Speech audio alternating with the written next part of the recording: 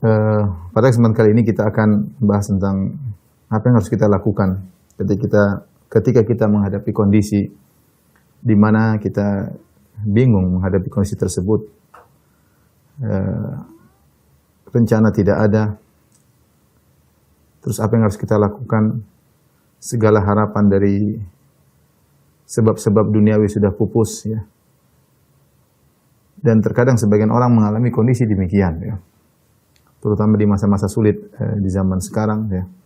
Sebagian orang kehilangan keluarga, kehilangan pekerjaan, ya. Terkadang tertimpa juga dengan penyakit, sehingga dia bingung apa yang harus dia lakukan. Sebagian ulama seperti Ibnu Rajab Al-Hambali rahimahullahu taala jelaskan bahwasanya terkadang manusia terjebak dalam kondisi demikian. Di puncak-puncak kesulitan, agar Allah mengajari dia untuk kembali kepada Allah Subhanahu wa taala. Agar dia sadar bahwasanya apa yang dilihat selama ini di atas muka bumi tidak bisa merubah kondisinya. Yang bisa merubah kondisinya hanyalah Rabbul Alamin. Ya.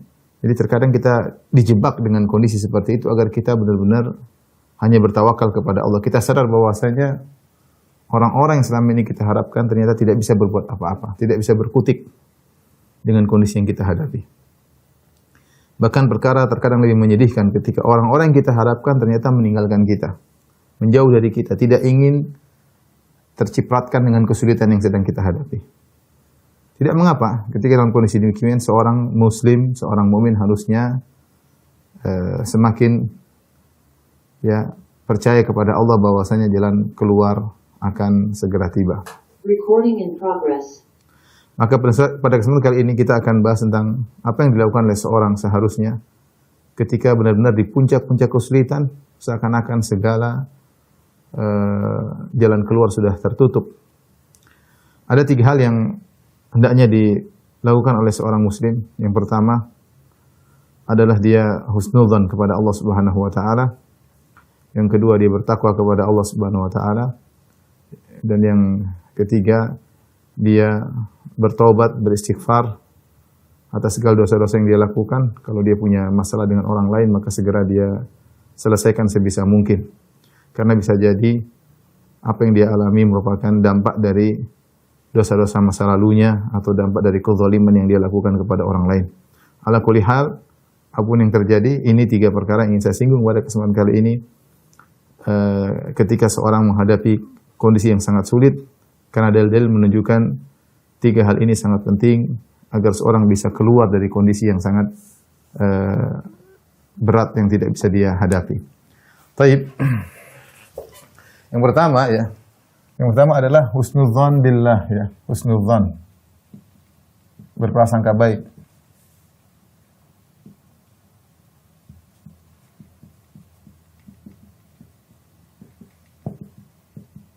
Allah Subhanahu wa taala memuji orang-orang yang berprasangka baik. Kata Allah Subhanahu wa taala, "Wa ahsinu innallaha yuhibbul muhsinin."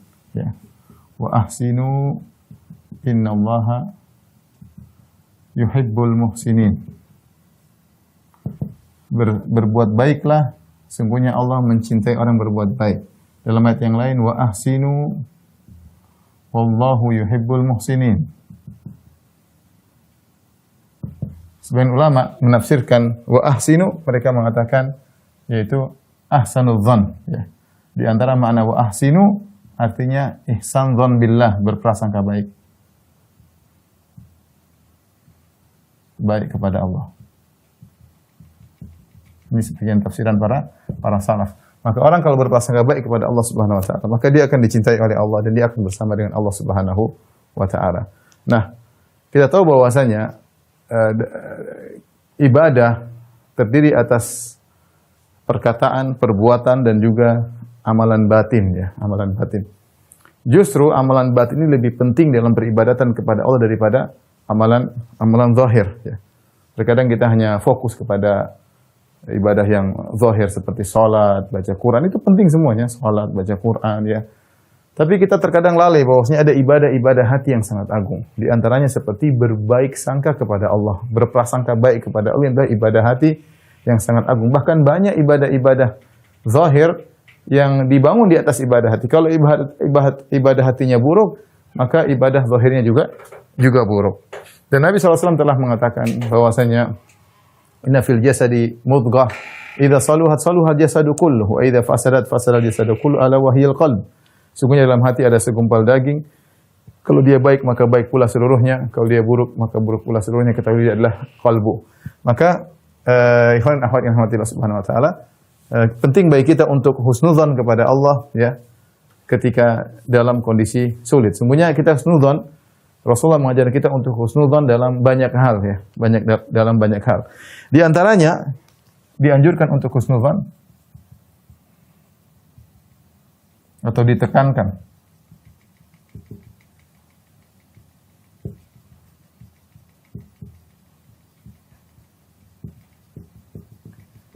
kapan di antaranya ketika akan meninggal.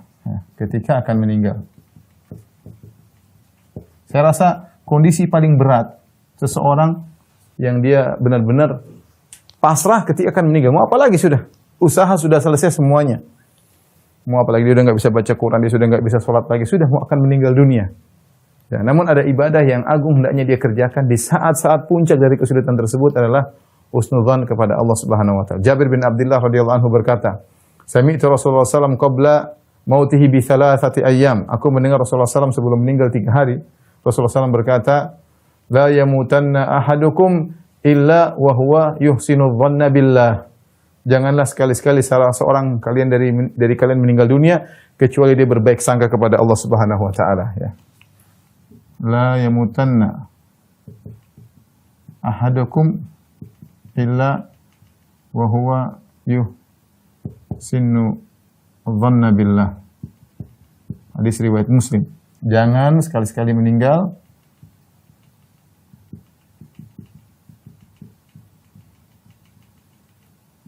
kecuali berbaik sangka.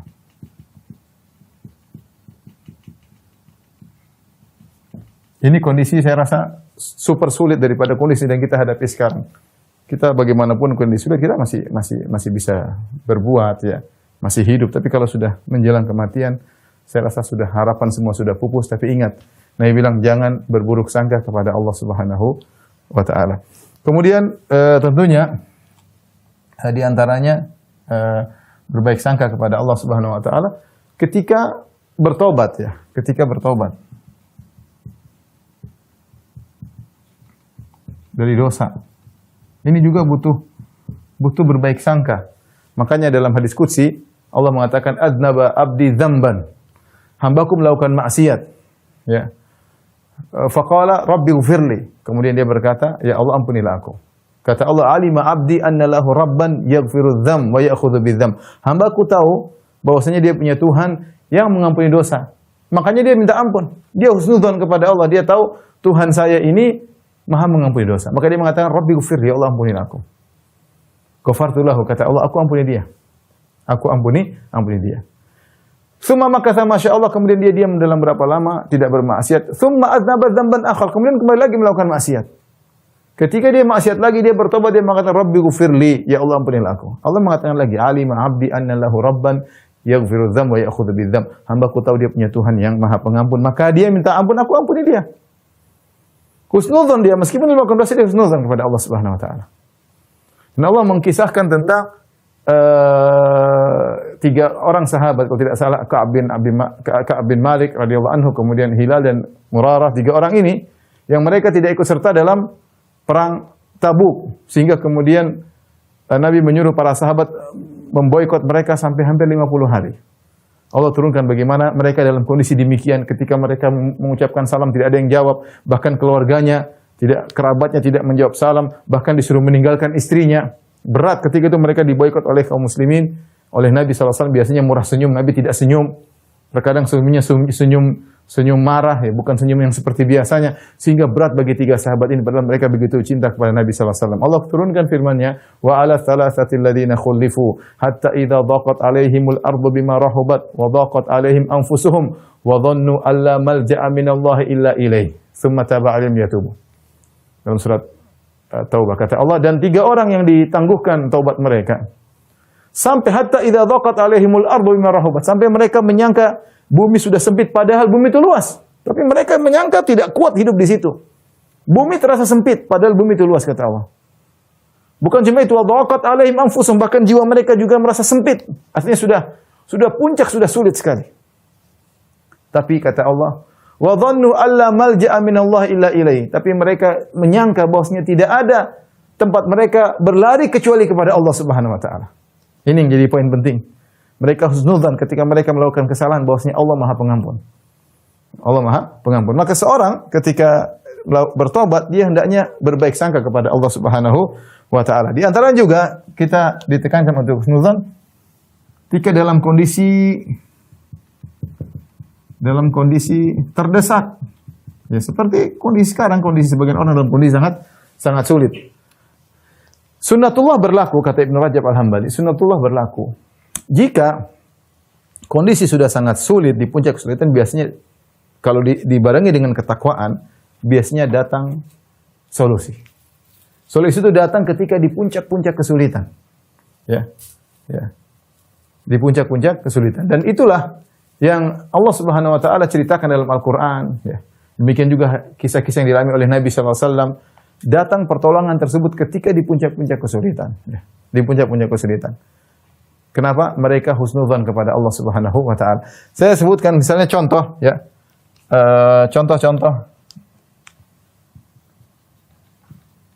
Contoh-contoh kisah akan hal ini. Seperti apa? Seperti misalnya kisah Ibrahim dan Hajar, ya. Alaihissalam dan Hajar. Ketika kisahnya ma'ruf, sudah sering sampaikan. Ketika Ibrahim kemudian mengantarkan Hajar dan putranya Ismail di tengah lembah kota Mekah yang tidak ada makanan, tidak ada tumbuhan, tidak ada air. Kemudian Ibrahim pulang meninggalkan mereka berdua, istri dan anaknya, dengan bekal satu tempat makanan, satu tempat air minum. Ketika Ibrahim pergi, maka Hajar istrinya mengejar. Dia mengatakan, ya Ibrahim, atutrukuna bihadzal wadi alladzi laisa fihi syai' wala ins wala syai'. Ya Ibrahim, kau tinggalkan istrimu dan anakmu di lembah ini yang kering, tidak ada air, tidak ada tumbuhan, tidak ada manusia, tidak satu pun. Ibrahim tidak menjawab, dia terus melangkahkan kaki menuju ke negeri Syam. Hajar mengejar lagi. Ya, dia mendapati hal yang aneh dari suaminya. Dia mengatakan, ya Ibrahim, atatrukuna bihadzal wadi alladzi laisa fihi insun wala syai' wala zar' wala syai'. Ya Ibrahim, kau tinggalkan kami di suatu lembah yang tidak ada apa-apa. Ibrahim tidak menjawab sampai Hajar faham. Dia mengatakan, Allahu amaraka bihadza. Apakah Allah yang memerintahkan engkau untuk hal ini? Kata Ibrahim, na'am, benar Allah yang perintahkan. Apa kata Hajar ketika itu?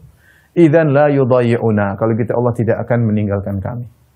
Kemudian kisah yang ma'ruf, akhirnya minumannya habis, makanannya habis, air susu Hajar pun tidak keluar. Akhirnya Ismail menggeliat kesakitan, maka Hajar pun naik ke bukit Sofa, kemudian pergi ke bukit Marwah sampai 7 kali, baru kemudian Allah berikan. Di puncak-puncak dia kesulitan, anaknya menangis, dia tidak kuasa melihat anaknya, dan dia sudah letih dari bukit Sofa ke Marwah, Sofa ke Marwah, Sofa sampai 7 kali. Seorang wanita di tempat seperti itu, tiba-tiba ada bantuan, datang malaikat Jibril, kemudian keluarlah air Zam-Zam. Lihat bagaimana Hajar bertahan. Dia mengatakan, idzan la yudayyi'una. Dia bertakwa, dia bilang Allah tidak akan meninggalkan kami. Ini yang perlu kita perhatikan, bagaimana bisa keluar perkataan idzan la yudayyi'una, Allah tidak akan meninggalkan kita. Kapan seorang bisa mengatakan Allah tidak akan meninggalkan kita? Ketika dia membangun ucapannya di atas ketakwaan. Ya, ini masalahnya takwa yang penting, sehingga kita bisa husnudzan kepada Allah Subhanahu wa taala. Jadi kondisi sangat sulit dihadapi Hajar, tapi ada solusinya, ya. Saya rasa kalau kita di kondisi Hajar bingung mau ngapain, tidak ada rencana mau ngapain. Tidak ada orang, tidak ada manusia, tidak ada kehidupan, tidak ada air, anak menangis, menggeliat. Tapi ada Allah Subhanahu wa taala. Ada Allah. Terus berusaha, tapi yakin ada yang di atas yang memperhatikan kita. Ya. Kemudian contoh yang disebutkan juga yang disebut dalam Al-Qur'an, misalnya apa? Kisah Nabi Musa. Nabi Musa alaihissalam ketika sudah kejebak, ya. Kata Allah Subhanahu wa taala, "Matara al-jam'ani qala ashabu Musa innala mudrakun." Tatkala dua kelompok sudah saling melihat, kelompok Musa dengan kelompok Fir'aun, ya, Fir'aun sudah mengejar dengan ratusan ribu pasukannya, Nabi Musa dan para sahabatnya dan pengikutnya sudah di depannya ada laut merah, tidak ada jalan keluar. Di belakang ada musuh, di depan laut merah, sementara ombak menghantam luar biasa. Sampai murid-murid, sebagian murid Nabi Musa berkata, "Inna la mudrakun, wahai Musa, kita bakalan ketangkap." Sampai sebagian mereka mengatakan, "Wahai Musa, mana janji Tuhanmu? Mana janji Tuhanmu?" Tapi kata Nabi Musa, "Ya inna ma'i kalla, kita tidak akan tertangkap. Inna ma'i rabbi sayahdin." Allah akan beri petunjuk kepadaku. Lihat, kalau kita di posisi Musa ada bingung, enggak ada jalan keluar. Mau kemana? Tidak ada jalan keluar. Depan laut merah, ombak begitu besar, di belakang pasukan. Tapi di saat-saat genting tersebut, Nabi Musa tetap husnudzan kepada Allah. Dan ketika seorang bisa mengatur hatinya, cukup dia husnudzan. Husnudzan dibangun ketakwaan, maka Allah akan berikan pertolongan. Cuma yang masalah kita tidak mau husnudzan kepada Allah. Suudzon kepada Allah Subhanahu wa taala. Suudzon kepada Allah Subhanahu wa taala. Jadi dalam kondisi, saya katakan tadi, sunnatullah berlaku ketika benar-benar dalam puncak-puncak kesulitan dan kita sudah tahu tidak ada satu manusia pun yang bantu kita, biasanya saat itu datanglah pertolongan. Saat kita yakin yang mengatur semuanya hanyalah Allah Subhanahu wa taala. Saat itu datang pertolongan dari arah yang tidak kita sangka-sangka. Contoh lagi Allah sebutkan dalam kisah Yakub, ya. Ketika anak-anaknya tertahan, Yusuf hilang entah sudah berapa puluh tahun. Kemudian Binyamin ditangkap. Kemudian kakak mereka yang paling tua juga tidak mau pulang. Ketiga anaknya tidak ketemu lagi dengan dia, tertahan di entah kemana. Yusuf entah kemana, Binyamin ditahan. Maka ketika itu Yakub alaihissalam semakin husnudzan kepada Allah Subhanahu wa taala dengan berkata, "Asallahu ayyatiyani bihim jami'an." Ini apa yang perlu kita perhatikan. Yakub alaihissalam, kapan dia mengucapkan demikian? Asallahu ayyatiyani bihim jami'an. Semoga Allah mendatangkan 3 anakku kepadaku. Dia tidak pernah mengucapkan itu sebelumnya. Ketika Yusuf hilang, dia tidak mengucapkan hal tersebut.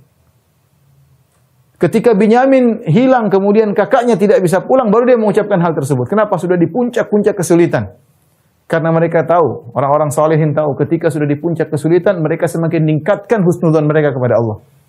Bahwasanya Allah Subhanahu wa taala yang mengatur segalanya, yang mengatur segalanya. Dan kisah-kisah seperti ini banyak. Nabi SAW juga ketika dalam goa bersama Abu Bakar sampai musuh-musuh sudah di depan, kemudian kata Abu Bakar ketakutan, "Lau anna ahadahum absara ila tahti qadamai la absarana." Kalau salah seorang dari mereka lihat ke bawah tentu lihat kita. Kata Nabi, "La tahzan innallaha ma'ana." Jangan khawatir, Allah bersama kita. Husnudzan. Lihat ketika Nabi SAW bayangkan di Taif, Nabi SAW berdakwah. Kemudian diusir, dilempar dengan batu sampai kaki beliau berdarah. Kemudian beliau sampai orang bilang apa? Sampai tidak sadar berjalan saking sedihnya. Berjalan meninggalkan kota Taif. Tidak sadar. Falam astafiq inda Qarnil Sa'alib. Ya. Kata Nabi, aku tidak sadar, tiba-tiba aku sudah suatu tempat namanya Qarnil Sa'alib. Tiba-tiba datang malaikat gunung. Diperintahkan oleh Allah untuk menawarkan kepada Rasulullah SAW. Lau syi'ta la'utbiqanna alaihimul akhsyabain. Wahai Muhammad, kalau kau mau, aku akan angkat 2 gunung, aku timpakan kepada mereka. Apa kata Rasulullah SAW? Ya, jangan. Husnudzan kepada Allah Subhanahu wa taala dalam kondisi sulit, dalam kondisi dia di Mekah sulit berdakwah, ini ketika sebelum Nabi berhijrah. Kemudian kenapa Nabi ke Taif? Karena Nabi sudah sulit berdakwah di Mekah. Kemudian Nabi pergi ke Taif berharap orang-orang Taif beriman, justru dia diusir, kemudian dilempar dengan batu sampai berdarah. Saat itu malaikat nawarkan untuk menghancurkan mereka. Nabi husnudzan kepada Allah dengan berkata, "La bal arju an yukhrijallahu min aslabihim man ya'budullaha wa la yusyriku bihi syai'a." Aku berharap Allah mengeluarkan dari keturunan mereka orang yang beribadah kepada Allah dan tidak berbuat syirik sama sekali. Nah ini saat-saat kita husnudzan kepada Allah ketika dalam kondisi-kondisi terdesak. Ya. Dan ini semua adalah amalan hati. Kita tidak bisa husnudzan, ya. Sulit untuk husnudzan kecuali kita yakin yakin dengan ya tidak bisa husnudzan, berbaik sangka.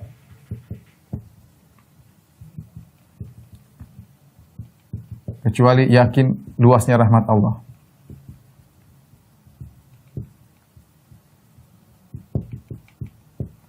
Yakin Allah melihat kita. Allah mengetahui kondisi kita.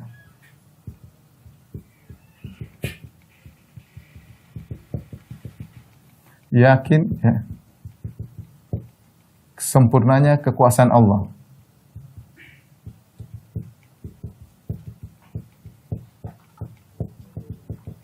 Nah, kita harus yakin ini semua baru kita bisa husnudzan kepada Allah Subhanahu wa taala, ya. Kalau kita tidak yakin sulit, ya. Yakin Allah mengurusi kita secara detail. Kita ini di Islam ini diurusi oleh Allah secara detail. Ini ujian Allah berikan pasti ada solusinya, ya. Allah tidak bukan kondisi kita luput dari ilmu Allah. Allah tahu kita sedang dibikin, Allah tahu. Tapi kita tinggal tanamkan dalam hati kita, ya Allah Engkau mengetahui kondisiku. Ya Allah Engkau tahu kesulitan yang aku hadapi.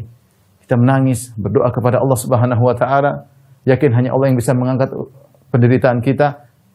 Kita husnudzan, maka insya Allah ada solusi. Dan dalam hadis qudsi Allah berkata, ana inda dhanni abdi bi, sungguhnya aku tergantung persangka hambaku.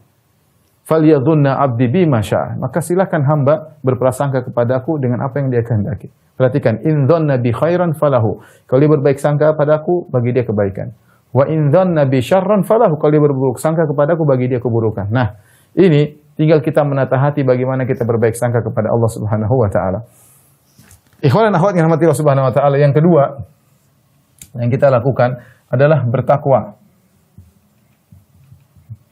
Ini landasan kita di antara hal yang membantu husnudzan adalah kita segera memperbaiki diri kita dengan bertakwa.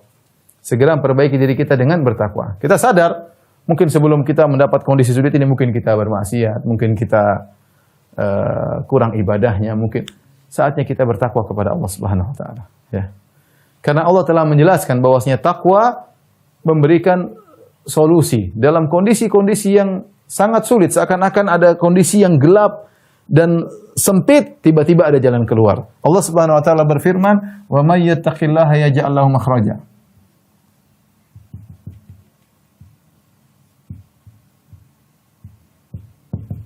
Siapa yang bertakwa, Allah berikan solusi.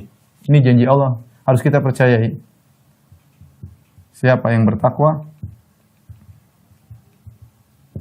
maka Allah kasih jalan keluar. Allah beri jalan keluar. Dari sini kita pahami, jika tidak ada jalan keluar, mafhumnya, jika tidak ada jalan keluar, berarti kita kurang bertakwa. Berarti kita kurang bertakwa. Nah, maksud saya ketika kita menghadapi kesulitan, jadikan ayat ini sebagai solusi kita.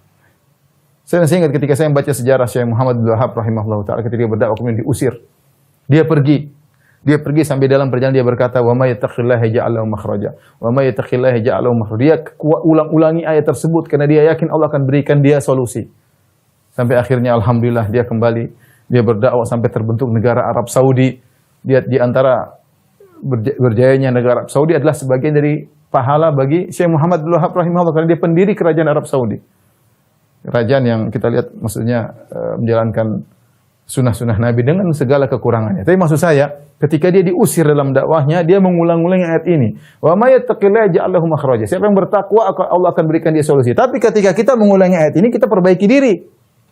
Sadar diri agar Allah kasih solusi. Tapi kalau kita hanya baca, tidak kita amalkan, tidak berusaha bertakwa, maka sulit. Ya.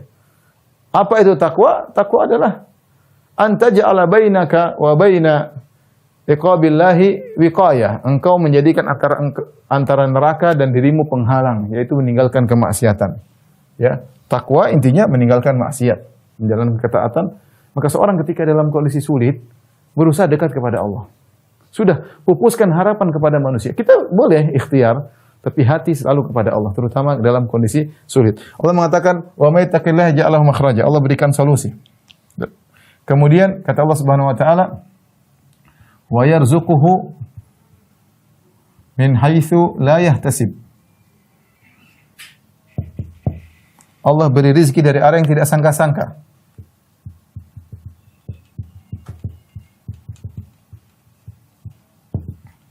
Tidak disangka-sangka. Allah mengatakan lagi, "Wa may yatawakkal 'alallahi fahuwa hasbuh." Wa may yatawakkal 'alallahi fahuwa hasbuh. Siapa yang bertawakal, Allah cukup baginya.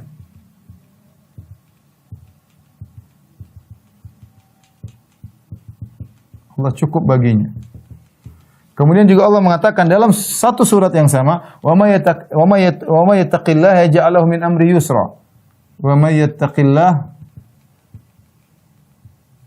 yaj'al lahu min amrihi yusra. Siapa yang bertakwa, Allah mudahkan urusannya.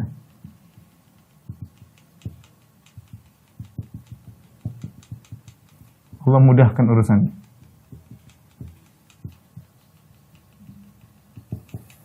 Ikhwan dan akhwat yang dirahmati Allah Subhanahu wa taala. Ini semua yang saya bacakan ayatnya, "May yattaqillaha yaj'al lahu makhraja wa yarzuqhu min haitsu la yahtasib." Siapa yang bertakwa, Allah berikan solusi. Siapa yang bertawakal, Allah berikan rezeki dari arah yang tidak sangka-sangka.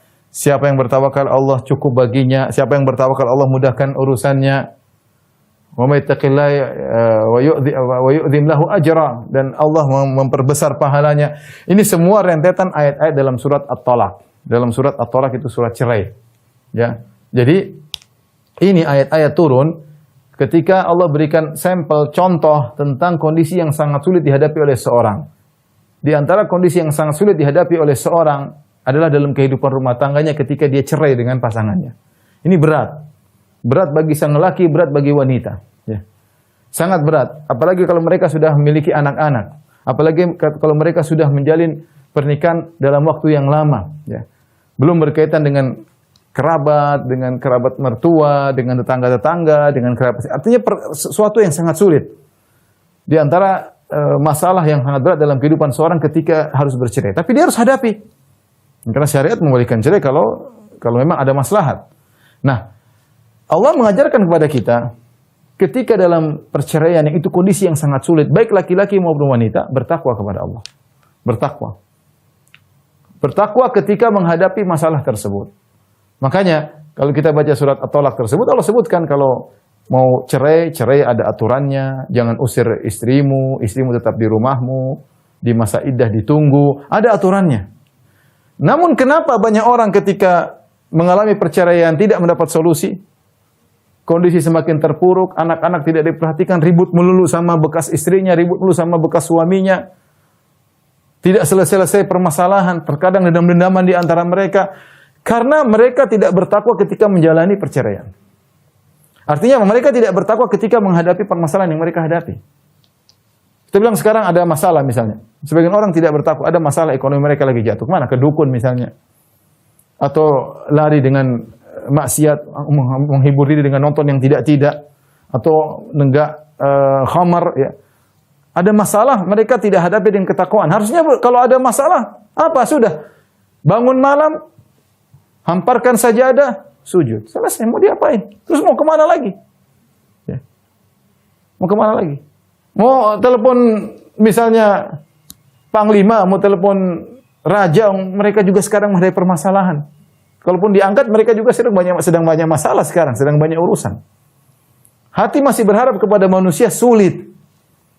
Anda bertakwa kepada Allah, serahkan hati kepada Allah Subhanahu wa taala. Minta, nanti Allah akan beri solusi dari arah yang tidak Anda sangka-sangka. Dan itu pengalaman banyak orang. Ya, pengalaman banyak orang. Ya. Yang jadi masalah ketika kita menghadapi permasalahan, kita tidak menghadapinya dengan ketakwaan. Ya. Harusnya kalau kita ada masalah, sederhana baca Quran. Ya. Kemudian sholat malam, berzikir kepada Allah Subhanahu wa taala, ada sisa sedekah, ya, seperti itu. Ya. Saya sering sampaikan, saya pernah ketemu dengan seorang, dia sampai operasi berulang-ulang sampai uangnya habis. Selagi pengajian waktu itu, dia kemudian bilang, Ustaz, saya pernah mengalami seperti itu. Saya sampai divonis mati 3 bulan oleh para dokter. Ya. Duit saya sudah mau habis, mereka sudah operasi berulang-ulang, hanya mereka udah, kamu nggak bisa lagi 3 bulan lagi, menurut perhitungan medis. Akhirnya saya ketemu dengan seorang kerabat, seorang wanita, dia berkata, sudahlah, sekarang serahkan kepada Allah Subhanahu wa taala. Sisa waktumu gunakan untuk puasa, sholat malam, untuk sedekah. Dan saya lakukan, Ustaz. Dia bilang, saya lakukan, saya puasa ketika itu, kemudian saya sholat malam, ada sebagian saya sedekahkan, saya sembuh akhirnya, sembuh tanpa operasi. Kapan kesembuhan itu Allah turunkan kepada dia? Tatkala dia benar-benar tahu bahwasanya yang menentukan segalanya hanyalah Allah Subhanahu wa taala. Tidak ada dalam hatinya pun ketergantungan kepada manusia sedikit pun. Itu ibadah yang sangat mulia, ya. Jadi ikhwan akhwat yang rahmati Allah Subhanahu wa taala, kita semua ada masalah, terkadang masalah sangat berat. Kita bingung ini solusinya bagaimana. Susah, mau telepon siapa? Apalagi nggak punya nomor telepon kawan-kawan sudah. Ditelepon kawan-kawan matiin. Telepon kawan-kawan malah pura-pura tidak tahu. Ya. Mereka ingin berlari dari masalah kita, tidak ingin kecipratan. Mereka juga sulit. Mereka juga menghadapi krisis seperti kita misalnya. Ya. Kita tidak ingin dapat masalah seperti ini, tapi terkadang lewat dalam kehidupan kita. Maka jangan lupa husnudzan, bertakwa kepada Allah Subhanahu wa taala. Ya. Yang ketiga, ini penting juga, istighfar banyak-banyak. Ya. Dan minta maaf kalau ada kezaliman kepada orang yang kita zalimi. Mungkin kita punya masalah sama siapa, kita nggak tahu. Kita bikin masalah sama orang, kelihatannya sepele. Tapi orang tersebut angkat tangan, ya Allah, berilah kesulitan hidup bagi dia. Mungkin kita nggak tahu ya. Tapi intinya kita istighfar. Karena semua yang kita hadapi adalah dari dosa-dosa kita. Wa ma asabaka min sayyi'atin famin nafsik. Apapun musibah yang menimpamu, maka adalah dari dirimu sendiri. Adalah dari dirimu sendiri ya. Bukan dari orang lain ya. Ma asabakum min musibatin fabima kasabat aydikum wa ya'fu an katsir. Apapun yang menimpa kalian maka akibat dari perbuatan kalian dan Allah maafkan banyak. Artinya kalau Allah mau beri hukuman kepada setiap kesalahan kita maka kita akan binasa. Tapi Allah beri hukuman-hukuman ya, teguran-teguran, dikasih problem yang berat ya, agar kita banyak-banyak istighfar. Banyak-banyak istighfar. Dalam suatu riwayat disebutkan man lazamal istighfar, barang siapa yang selalu melazimi istighfar, maka Allah menjadikan min dhiqin makhraja, dari kondisi yang sulit Allah berikan apa? Solusi. Allah akan menggantikan min hammin faraja. Kesedihan Allah akan ganti dengan solusi ya. Ya. Ini meskipun riwayatnya lemah tapi maknanya benar. Bahwasanya istighfar akan menghilangkan segala kesulitan ya. Saya pernah baca di sebuah artikel ada seorang wanita, dia bilang dia ribut sama suaminya. Berat bagi dia masalah, suaminya pergi dari rumah. Apa yang dilakukan? Dia cuma duduk, dia istighfar. Astagfirullah, astagfirullah, astagfirullah. Sampai suaminya kembali lagi. Ya. Sampai suaminya kembali. Yakinlah bahwasanya apa yang kita hadapi ini dari dosa-dosa kita. Maka perbanyak istighfar. Kemudian jangan lupa, cek benar-benar, minta maaf kepada orang yang kita zalimi. Coba kita cross check. Bisa jadi yang kita zalimi orang jauh, bisa jadi orang dekat. Orang jauh mungkin kawan-kawan, coba cek. Mungkin ada bisnis atau apa, kita punya masalah. Telepon dia, mohon maaf, atau kita pernah ribut, kita angkat suara, maki-maki dia. Telepon dia, ya, minta maaf, kalau perlu datang ketemu dia. Atau terkadang orang terdekat, yang kita zalimi ternyata kakak kita, ternyata adik kita, ternyata orang tua kita, ternyata tetangga kita cek. Ya, karena bisa jadi apa yang kita alami ini adalah akibat dari dosa-dosa kita ya. Jadi, ikhwan dan akhwat yang dirahmati Allah Subhanahu wa taala. Ini cuma 3 solusi yang bisa saya tawarkan ya untuk kita terapkan dalam kehidupan kita kalau kita menghadapi kesulitan yang sangat berat. Bertakwa kepada Allah. Ingat, tidak ada yang bisa beri solusi kecuali Allah Subhanahu wa taala. Orang mungkin punya kemampuan secara materi untuk menolong kita, tapi kalau Allah tidak menggerakkan hatinya, dia tidak akan bantu kita. Oleh karenanya, serahkan hatimu kepada Allah. Ya, saya sering bilang selama kita masih bisa meletakkan dahi kita di tanah, insya Allah ada solusi. Ya. Sampai sebagian ulama mengatakan kamu letakkan dahimu sujud, curhat kepada Allah sebisa-bisanya. Jangan kau angkat kepalamu kecuali kau sudah lepas, ya. Sudah lapang. Masa Allah nggak kasih solusi? Kalau kau bangun malam minta kepada Allah. Dan Nabi telah mengatakan, yanzilu Rabbuna tabaraka wa ta'ala hina yabqa thulutsal akhir minal lail. Allah turun ke langit dunia ketiga, tinggal sepertiga malam yang terakhir. Fayaqul, Allah berkata, man yad'uni fa astajiba lahu. Siapa yang berdoa aku kabulkan. Man yas'aluni fa utiya su'lah. Siapa yang minta kepada aku akan berikan permohonannya. Wa man yastaghfiruni fa aghfir lahu. Siapa yang minta ampun akan aku ampuni. Orang semua sedang tidur, antum cari muka jam 3 malam. Menangis kepada Allah tiap hari antum seperti itu. Masa Allah tidak kasih solusi? Ya. Husnudzan kepada Allah. Ya. Yang menghadapi masalah lebih parah daripada antum banyak, tapi mereka dapat solusi. Kenapa antum tidak? Antum ada masalah berarti. Minta antum suudzon kepada Allah, mau berusaha husnudzan nggak bisa. Kenapa antum nggak bisa husnudzan? Antum ada masalah. Ada dosa-dosa hati, ada dosa-dosa tatkala antum bersendirian, perbaiki. Ada kesombongan, keangkuhan, perbaiki. Antum ada masalah. Karena kalau antum bertaubat pasti ada solusi. Kalau nggak ada solusi berarti ada masalah sama diri antum, sama diri kita. Oleh karenanya ini ya saya tidak bisa kasih solusi yang lain ya. Cuma ini husnudzan, bertakwa, istighfar sudah. Lazimi.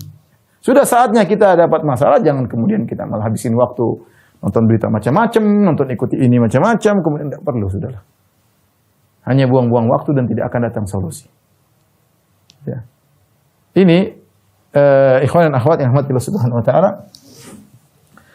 Sedikit yang bisa sampaikan pada kesempatan kali ini. Semoga apa yang disampaikan bermanfaat.